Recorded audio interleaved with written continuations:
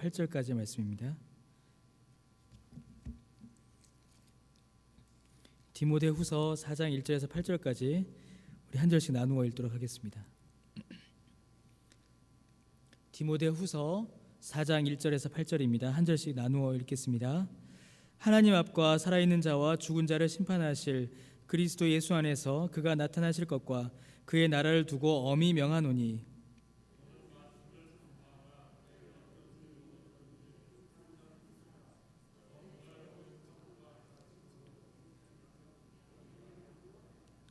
때가 이르리니 사람이 바른 교훈을 받지 아니하며 귀가 가려워서 자기의 사욕을 따를 스승을 많이 두고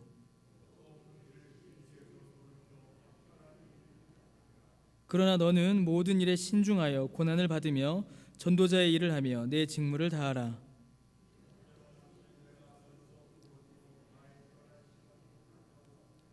나는 선한 싸움을 싸우고 나의 달려갈 길을 마치고 믿음을 지켰으니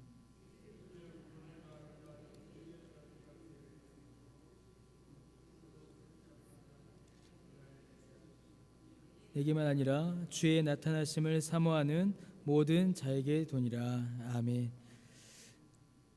디모데후서 4장 1절에서 8절까지의 말씀 읽었습니다. 이 디모데후서 4장 1절에서 8절 특히 이제 2절 디모데후서 4장 2절 같은 경우에는 이제 모든 교역자와 신학생들의 좌우명이요 또 사명 선언서요. 우리 신학교 다닐 때 이 말씀 읽을 때마다 막 마음에 불타고 막 그랬던 말씀입니다. 그렇지, 말씀을 전해야지. 뭐 이랬던 이제 그 말씀입니다.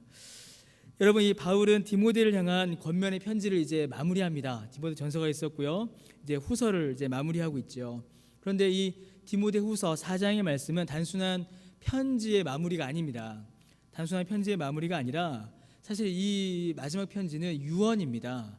바울이 지금 이제 죽을 때가 다가온 거죠. 그래서 6절 말씀에 보면 뭐라고 합니까?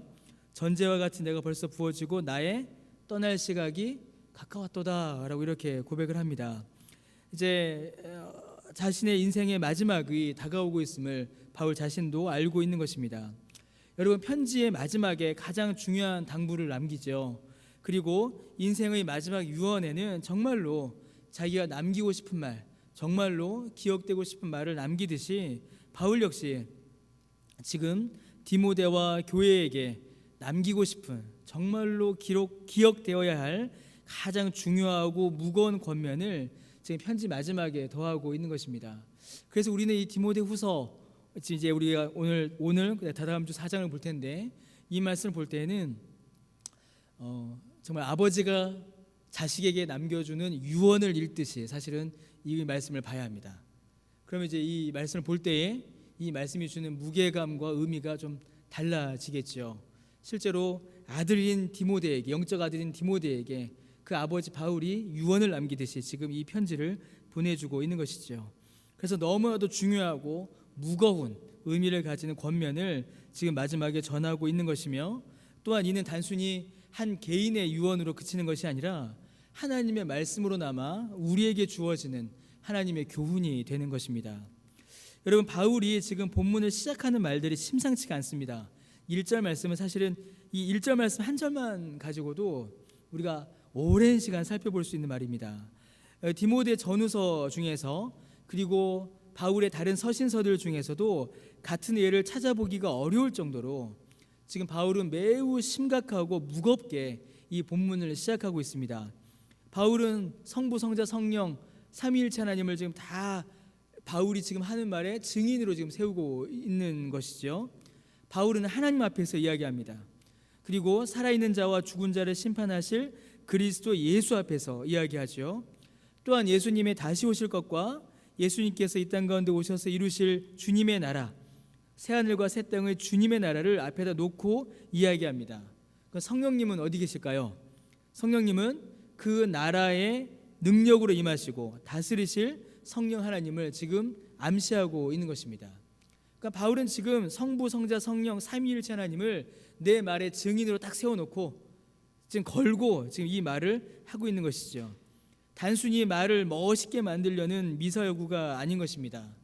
모든 만물의 주관자 되시는 하나님 앞에서 산자와 죽은 자를 그 믿음과 행실에 따라 심판하시는 우리 주 예수 그리스도 앞에서, 그리고 그의 나라와 그 나라를 능력으로 통치하시는 성령님 앞에서 우리의 믿음과 삶을 돌아봐야 하는 매우 중요한 문제를 지금 다루고 있는 것입니다.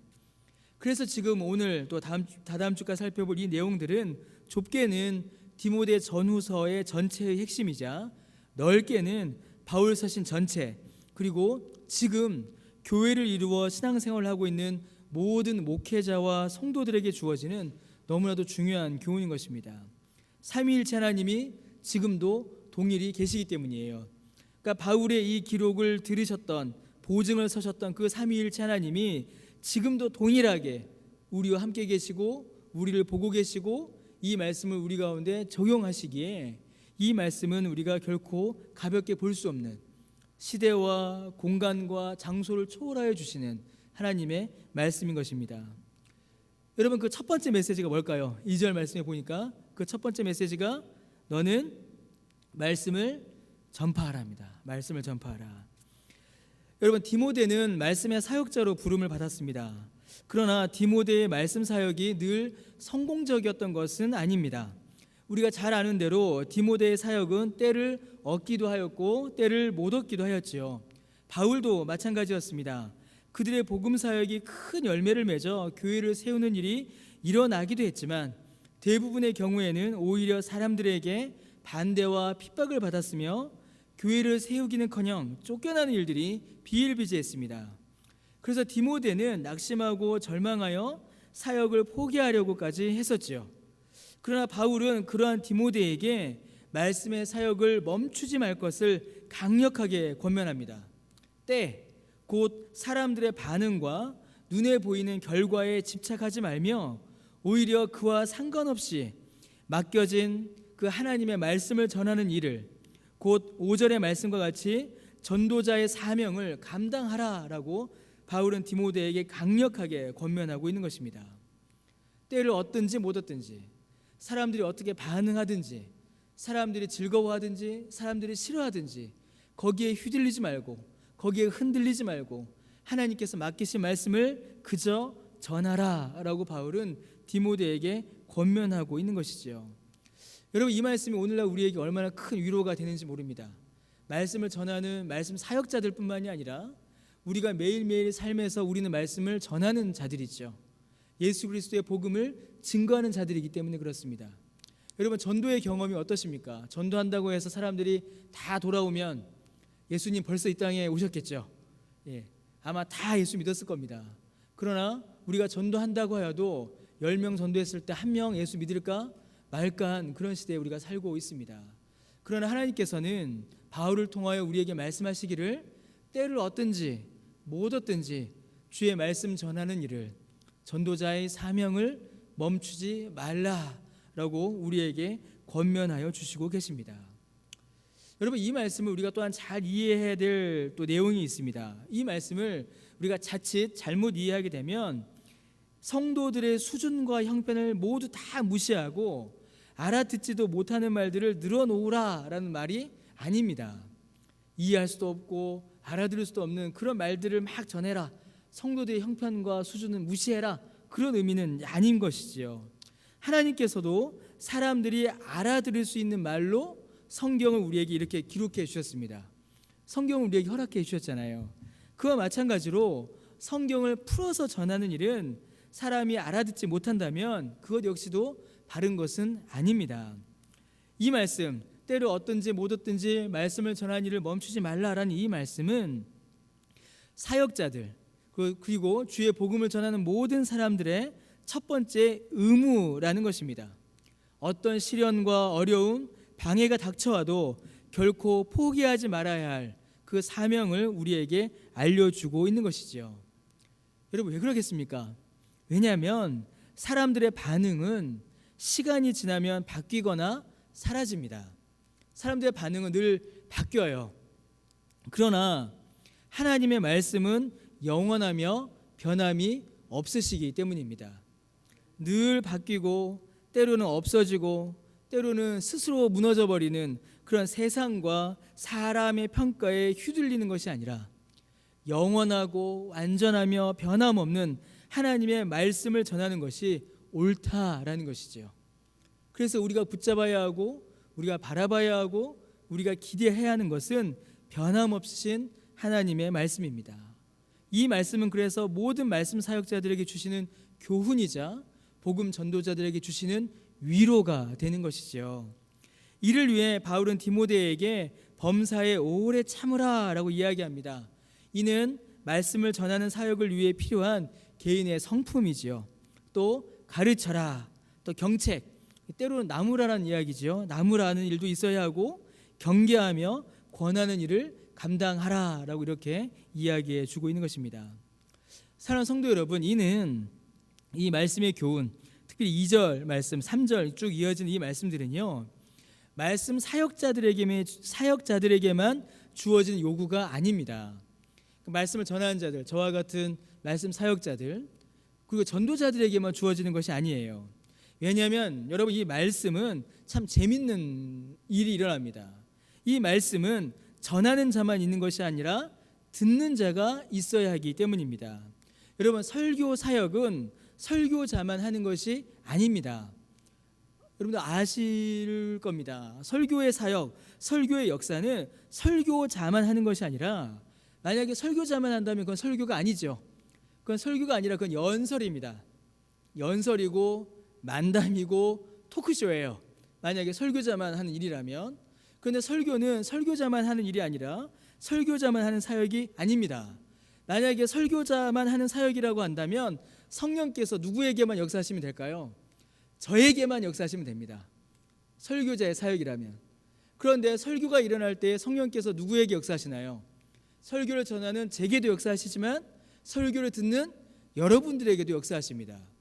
그래서 설교는 여러분, 설교자 혼자의 사역이 아닙니다. 설교자 혼자의 사역이 아니라 설교하는 자와 설교를 듣는 자가 함께 한 성령 안에서 하는 성령의 역사인 것이죠. 그래서 하나님의 말씀을 가운데 놓고 설교자는 전함으로, 회중은 들음으로 그 설교 사역을 성령 안에서 함께 하는 겁니다. 그래서 어떤 일이 벌어질까요? 한 말씀을 듣고 한 은혜를 누리고 한 감동을 겪는, 그리하여 말씀으로 하나 되는 역사가 비로소 교회 안에 일어나는 것입니다. 그래서 이는 우리에게 이 말씀은 말씀을 전하는 자만이 아니라 말씀을 듣는 자 모두에게 동일하게 주어지는 삶과 태도에 대한 요구가 되는 것입니다. 그래서 여러분, 우리는 어떻게 될까요? 때를 얻든지 못 얻든지 말씀을 전하는 것과 마찬가지로 때를 얻든지 못 얻든지 말씀을 들어야 합니다. 때를 얻든지 못 얻든지 말씀을 들어야 돼요. 여러분 어떻습니까? 하나님의, 이게 전할 때보다 들을 때 이런 일이 더 많이 일어납니다. 하나님의 말씀이 여러분 어떻습니까? 우리의 사정과 형편에 딱 맞아서 은혜가 될 때도 있지만 그렇지 않을 때도 있습니다. 여러분 그렇시죠? 어떨 때는 설교가 너무나도 은혜가 됩니다. 근데 어떨 때는 설교가 하나도 안 들릴 때가 있어요. 저도 마찬가지입니다. 하나도 안 들릴 때가 있습니다. 어떨 때는 설교가, 야, 정말로 이 말씀은 나를 위해서 주시는 말씀이다라고 내 삶과 내 심령에 막 탁탁 꽂힐 때가 있어요. 근데 어떨 때는 어떠십니까? 저게 누구 이야기인지 어느 나라 말인지 한국말 같은데 하나도 못 알아듣겠고 내 삶과는 아무 상관없는 말로 들릴 때가 있습니다. 이게 바로 때를 얻든지 못 얻든지예요. 그래서 우리가 때를 얻든지 못 얻든지, 이 말씀이 내 형편에 맞든지 맞지 않든지, 이 말씀이 내 삶 가운데 주어지는 것처럼 느껴지든지 아니면 나랑 상관없는 것처럼 느껴지든지 상관없이 우리는 하나님의 말씀을 받아야 합니다. 하나님의 말씀의 교훈으로 인해서 우리의 삶이 유익을 얻을 때도 있어요. 그러나 안 그럴 때가 훨씬 더 많습니다. 오히려 믿음의 도리, 말씀을 따르는 삶이 우리의 삶을 어렵게 하거나 심지어 피해를 입힐 때도 있습니다. 그러나 그때에도 여러분, 우리는 말씀을 붙들어야 합니다. 범사에 오래 참음으로 말씀의 교훈을 마음에 품어야 하며 하나님의 말씀을 경책받기를 싫어하지 말아야 하고 그 말씀으로 경계를 삼아야 하는 것이죠. 그래서 우리는 때를 얻든지 못 얻든지 인내함으로 말씀을 듣기를 기뻐하고 사모해야 합니다. 사랑하는 성도 여러분, 이제 제가 부교육자 때 제가 부교육자 때 섬기던 교회 담임 목사님이 계셨겠죠, 당연히 부교육자니까요. 근데 그 담임 목사님은 이제 여기 우리 강변교회에도 오셔서 설교를 전하셨습니다. 이제 김병훈 목사님이시라고 합신의 교수이시고 그때 이제 담임을 하셨죠. 얼마나 저희끼리 막 농담으로 그럽니다. 천재야 막 이러시면서 저희는 정말 천재 같으세요. 정말로 뭐 그냥 어떻게 공부를 별로 하시는 것 같지도 않은데 성경을 펴시면 저희가 밤새서 준비한 것보다 막 더 좋은 설교를 막 하십니다. 그리고 뭐 저는 성경 공부할 때 질문하시면 답을 못할 때가 있잖아요. 이번 주에 그랬죠. 화요일 날 질문하셨는데 저는 여기까지밖에 모릅니다 이러고 저는 이제 끝쳤는데 그분은 질문을 하면 답이 너무 길어져서 무서울 정도로 막 하십니다. 그래서 너무 뛰어난 분이세요. 설교가 너무나 많은 은혜를 받았죠. 제가 그분을 통해서 설교를 배우고 성경을 어떻게 읽는가를 배우고 막 배웠습니다. 그러니까 설교 자체가 하나의 교과서가 되는 너무나도 제가 존경하는 분입니다. 자, 그런데 이분께서 어느 날 노예였던 것 같은데 이제 저희들이 부교육자들이 이제 이게 담임 목사님 가시는데 그 뒤에 우르르 따라다녔거든요. 우르르 이렇게 따라갔습니다. 그냥 뭐 오라고도 안 하셨는데 우르르 따라갔습니다. 그러다가 이제 인사를 하셨어요. 다른 교회 목사님과 인사를 하시는데 목사님께서 갑자기 우리 부교육자들입니다 이러시면 되잖아요. 근데 그렇게 안 하시는 겁니다. 그제서 뭐라고 하시냐면 저는 그 말이 제 평생에 남아 있습니다. 저희들을 딱 가르치시면서 제 부목사 4명이었거든요. 4명을 딱 가르치시면서 내 영혼의 공급자들입니다 이러시는 거예요. 그 자리에서 저희 4명이 그 말을 듣고 그날 밤에 정말 가슴을 찢으면서 회개했습니다. 와, 저 신학교 교수가 저 교회 큰 목회를 하시는 담임 목사님이 우리를 아무것도 아닌 우리를 가리켜서 내 영혼의 공급자래. 이게 저희들은 너무 충격이었어요. 저희들은 저희들의 설교를 전혀 안 들으시는 줄 알았습니다. 그런데 맨 뒷자리에 앉으셔서 저희들의 설교를 다 듣고 계셨어요. 다 메모하고 계시고 그리고 어떤 날은 불러서 혼도 내시고 어떤 날은 잘했다고 칭찬도 하시고 그 말씀을 그때 듣고 저는 너무 큰 감동을 받았습니다. 말씀을 들으시는구나. 내 영혼의 공급자들입니다 라는 그 말씀이 제 마음에 확 남았습니다. 근데 저는 이제 그 말씀을 이제 강변교회에 와서 이제 제가 조금 더 느낍니다. 왜냐하면 저는 늘 말씀을 전하는 자죠. 제가 설교를 듣는 기회는 그렇게 많지가 않습니다. 그래서 가끔 우리 이준규 목사님 또 강도사님들 전사님 말씀 전하실 때 얼마나 좋은지 모르겠어요. 저는 정말 좋습니다. 이게 저희 집사람이 가끔 남이 해주는 밥이 제일 맛있다고 그랬는데 남이 해주는 설교가 너무 좋은 겁니다. 마음 편히 그리고 말씀을 잘 전해주시는 그 내용들이 들을 때마다 제 마음에 얼마나 제 영혼의 양식이 되는지 모르겠습니다. 여러분, 우리가 때를 얻든지 못 얻든지 우리가 어떤 상황이든지 하나님의 말씀 듣기를 기뻐하고 즐거워하는 일은 우리에게 너무나도 필요합니다. 제가 이 일을 다시 한 번 더 느낀 적이 있어요. 우리 교회 와서, 강교원 교회 와서. 제가 언제 느꼈냐면 성경 공부할 때마다 제가 느낍니다. 성경 공부할 때마다. 제가 뭐 농담 반 진담 반으로 그런 얘기 제가 했지 않습니까? 제가 지금까지 성경 공부한 모든 그룹들 중에 가장 평균 연령이 높으십니다라고 제가 그 얘기를 했지요. 근데 제가 그 얘기는 이제 웃자고 한 이야기였지만 사실은 제 마음에 너무나 큰 감동이 있었기 때문입니다. 뭐냐면 제가 성경 공부, 제가 지금도 그날 잊지 못합니다. 성경 결혼반 처음 이제 시작한 날 아마 제 평생 잊지 못할 겁니다. 우리 여기 계시는 은퇴 장로님들, 은퇴 권사님들이 다 앉아 계신 거예요.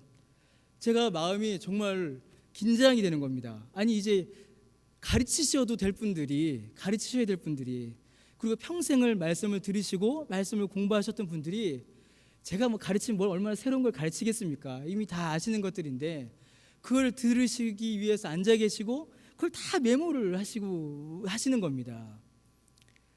이제는 이제 안 들으셔도 충분히 아시는 분들이 신앙의 경륜과 말씀에 대한 이해가 저보다 훨씬 더 많으신 분들이시죠. 그런데 그 말씀을 듣고 계시고 배우고 계시는 그 모습을 보면서 제가 정말 젊은 목사로서 너무 부끄럽고 창피하고 고개를 들 수가 없었습니다. 제 마음 한편에는요. 여러분, 우리가 말씀을 배우지 않아도 될 만큼 말씀을 충분히 아는 일은 사실은 일어나지 않는 것 같습니다. 아무리 공부를 하고 아무리 오래 배워도 말씀을 배우는 일은 우리 가운데 늘 새롭습니다. 왜냐하면 시편에 하듯이 주의 말씀이, 주의 은혜가 아침마다 새롭거든요. 주의 말씀이 아침마다 새롭습니다. 제가 새벽 설교할 때마다, 제가 이제 설교를 할 때마다 예전에 제가 했던 설교를 한 번씩 봐요. 같은 본문으로 어떨 때는 예전에 했던 설교가 있습니다. 근데 또 달라요. 또 다릅니다. 항상 다르고 상황에 따라 다르고 말씀에 대한 이해가 달라요. 그 은혜가 하나님의 말씀 가운데 있지요. 그래서 우리는 말씀 읽기를, 말씀 듣기를 멈추지 않고 계속하여 이어나가야 합니다. 그것이 우리에게 가장 큰 유익이고 은혜가 되는 것이에요. 여러분, 왜 그러냐면, 왜 일이 필요하냐면요, 바울이 뭐라고 이야기합니까? 그 이유가 이제 3절, 4절에 나와요. 3절에 뭐라고 이야기합니까? 때가 이르면이라고 하죠. 이 때가 이른다라는 말은 말세의 때를 가리키는 겁니다. 마지막 때. 이 말세의 때가 되면 일어나는 현상을 이야기해 주는데, 2절, 3절, 4절에 나오는 이 마지막 때의 현상이 뭡니까? 말씀을 듣지 않는 겁니다. 말씀을 왜곡되게 전하고, 듣고 싶은 말만 전하고, 듣고 싶은 말만 듣고, 말씀을 거부하는 것. 바른 교훈과 바르고 건전한 말씀의 교훈을 거부하는 것이 말세의 분명한 현상이다, 타락한 사람들의 모습이다라고 바울이 알려주고 있죠. 여러분, 만약에 그렇다면 정말로 이제 주님 오실 날이 멀지 않은 게 아닌가라는 생각을 하지 않을 수가 없습니다. 여러분, 무엇이 바르고 건전한 교훈일까요? 크게 두 가지를 의미합니다. 첫째는 하나님의 말씀에 대한 정확하고 옳은 해석입니다. 이게 바르고 건전한 성경에 대한 이해죠. 성경 전체의 교훈에 부합하여서 성경의 가르침을 왜곡하지 않는 교훈이 바르고 건전한 교훈입니다. 그런데 여러분, 성경의 교훈은 세상 지식과 달라서 단순히 아는 것으로 그치지 않습니다. 우리가 바르고 건전한 교훈이다라고 할 때는 반드시 두 번째 의미가 있는데요, 그 열매입니다. 열매. 바르고 건전한 교훈, 바르고 건전한 말씀은 그것이 전해질 때에 그 말씀을 받는 사람들의 삶 가운데서 바르고 건전한 삶의 열매를 반드시 맺습니다. 아무리 정교하고 잘 짜여지고 논리적이고 재밌고 그러한 설교를 아무리 잘 전하고 아무리 고상한 지식을 전한다 하여도 그 말씀이 삶에 적용되어서 하나님이 기뻐하시는 삶의 열매를 맺지 못한다면 그것은 바르고 건전한 말씀이다라고 하기가 어렵습니다. 바르고 건전한 말씀은 말씀을 바르게 배우는 지식만이 아니라 그 말씀이 우리 삶 가운데서 열매 맺는 그런 과정까지도 우리 가운데 함께 이야기하고 있는 것이죠. 여러분, 그런데 문제가 있습니다. 무슨 문제가 이렇게 벌어지냐면요, 이러한 교훈들, 바르고 건전한 교훈은 귀에 쓰다라는 겁니다. 귀에 써요.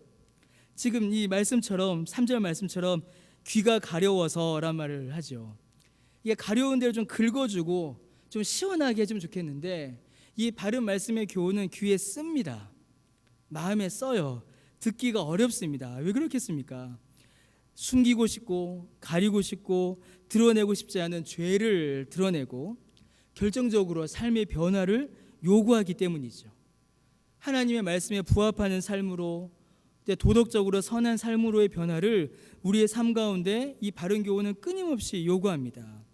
그래서 바른 교훈을 듣기가 어렵고 내가 주인이 된 세상에서는 하나님의 말씀의 교훈을 마음에 심기가 더더욱 어려워지는 겁니다. 그래서 여러분, 어떤 일이 벌어질까요? 바르고 건전한 말씀의 교훈은 그것이 마음에 심기어 열매 맺기까지의 그 과정이 어렵고 오래 걸립니다. 때로는 전혀 열매가 맺히지 않는 것처럼 보이기도 해요. 그러나 심기어 열매를 맺으면 그 어떤 것보다도 풍성한 열매를 맺는 것이 말씀의 씨앗입니다. 이를 위해서 말씀을 뿌리는 자도, 말씀을 마음에 받는 자도 주의 은혜를 구하며 끊임없이 기도해야 하는 것입니다. 그래서 말씀 사역이 어떤 사역이라고요? 전하는 자만의 사역이 아니라 말씀을 듣는 자의 사역이기도 한 것입니다. 여러분, 우리 가운데 그런 말씀의 은혜가 있기를 주의 이름으로 축원합니다. 사랑하는 성도 여러분, 작년이 이제 종교개혁 500주년이었습니다. 종교개혁 500주년. 그래서 루터가 이제 95개조 반박문을 발표하여서 개신교가 시작된 500주년이었죠. 그래서 전 세계적으로 이제 개신교에는 이 500주년을 기념했습니다. 501주년의 기념을 이제 안 하는 것 같아요. 이제 싹 사라져 버렸습니다. 그러나 우리가 종교개혁 500주년을 기념하기에는 우리의 현실이 참 부끄러웠죠. 그러나 여러분, 거창하게 종교개혁을 말하지 않아도 우리의 영적 형편이 그닥 종교개혁적이지 않았습니다. 여러분, 종교개혁이 뭘까요? 종교개혁은 사실은 이제 특별한 게 아니에요. 특별한 게 아니라 로마 천주교의 그런 신학적인 오류와 타락을 비판하면서 성경적 교회를 세운 것이 종교개혁이었습니다. 그러므로 종교개혁의 핵심은 성경이었습니다. 성경에서 나왔고 성경으로 돌아가는 것, 이게 종교개혁의 핵심이었죠.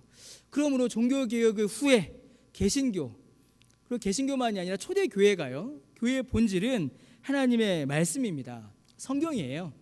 성경 위에 교회가 세워지고 성경으로 교회가 세워지고 성경으로 교회가 돌아가는 것이죠. 이건 성경입니다. 교회는 성경이에요. 이게 답니다. 그런데 여러분, 성도 여러분, 과연 오늘날 많은 그리스도인들에게서 성경이 어떤 의미를 가지는가를 여러분 물어보지 않을 수가 없습니다. 과연 우리가 천주교회를 비판하면서 세워진 이 종교개혁의 교회들, 개신교회들이 종교개혁의 후손들이라고 하는 우리들이 과연 오늘날 천주교인들보다 성경을 많이 읽고 있는가? 성경을 열심히 읽고 있고 성경을 진지하게 배우고 있는가? 오늘날 우리의 현실을 돌아보지 않을 수가 없습니다. 확실한 거 하나는 옛날보다는, 우리 어른들보다는 우리가 성경을 덜 읽는 것 같습니다. 그거는 좀 분명한 것 같습니다. 여러분들은 성경을 얼마나 가까이 하십니까? 목사님, 저도 사실 부끄럽고 창피합니다. 왜냐하면 제가 제 자신을 돌아봐도 제가 중학생일 때 처음 예수 믿고서 하나님의 은혜를 경험했을 때보다 성경을 안 읽는 것 같아요. 그때는 눈 뜨자마자 성경을 읽었거든요. 눈 뜨자마자 가방에 늘 성경책 넣어 다니고, 그래서 학교 가서도 읽고 교회 가서도 읽고 집에서도 읽고 했는데 그때만큼 성경을 안 읽는 것 같습니다. 이제 그나마 불행 중 다행은 이제 새벽기도죠. 새벽기도를 이제 늘 하니까 이제 새벽기도 시간이 정해져 있어서 그래도 기도는 붙잡는 것 같아요. 그런데 성경 보는 시간은 따로 정해놓지를 않은 겁니다. 그래서 바쁘면은 안 하는 게 성경 읽기예요.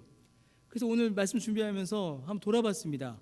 설교 준비, 그리고 성경 공부, 강의 말고 정말로 내 영혼의 유익과 평안을 위해서 말씀을 먹는 시간, 정말로 내 영혼의 성장을 위해서 말씀을 먹는 시간이 과연 나에게 얼마나 되는가. 그러니까 설교 준비 말고, 강의 말고, 진짜 말씀이 달고 맛있어서 내가 말씀을 먹는 그 시간, 과연 그 시간이 얼마나 되는가. 여러분들은 어떠십니까? 제 자신과 우리 모두에게 한번 해야 될 질문인 것 같습니다. 여러분, 바울은 그렇게 자신에게 주어진 전도자의 사명을 다 했습니다. 이제 그 사명을 디모데에게 요청하고 있죠. 그리고 이제 자신의 생의 마지막을 하나님 앞에 돌아보며 스스로 평가하기를, 나는 선한 싸움을 싸웠고 달려갈 길을 마쳤고 믿음을 지켰다라고 고백합니다. 이를 보고서 바울 참 교만하다라고 말할 수 있는 사람은 아무도 없을 겁니다. 이는 바울의 교만이 아니라 그렇게 바울을 인도하신 하나님의 은혜에 대한 바울 평생의 찬송인 것이죠. 사랑하는 성도 여러분, 우리도 우리의 인생의 마지막에 이 찬송이 우리의 입술에서 나오게 되기를 주의 이름으로 축원합니다. 하나님께서 붙잡으시고 선한 믿음의 싸움을 싸우고 말씀을 붙잡고 있었으며 주 앞에 기도하였고 때를 얻든지 못 얻든지 하나님의 말씀 가운데 살았던 우리의 삶을, 그 은혜를 주신 하나님을 찬송하는 그 찬송이 우리 모두의 입술에서 그치지 않으시기를 주의 이름으로 축원합니다. 기도하겠습니다. 하나님, 주님의 은혜를 감사드립니다. 우리에게 하나님의 말씀을 허락하여 주셔서 감사드립니다. 때를 얻든지 못 얻든지, 우리의 마음에 들든지 우리의 마음에 들지 않던지, 우리의 생각에 맞든지 우리의 생각에 맞지 않던지, 이해가 되든지 이해가 되지 않든지 말씀을 붙잡는 우리가 되게 하여 주시옵소서. 하나님을 붙잡는 우리가 되게 하여 주옵소서. 말씀 가운데 거하는 우리 모두 되도록 하나님 은혜를 내려 주옵소서. 감사드리며 예수님의 이름으로 기도드립니다. 아멘.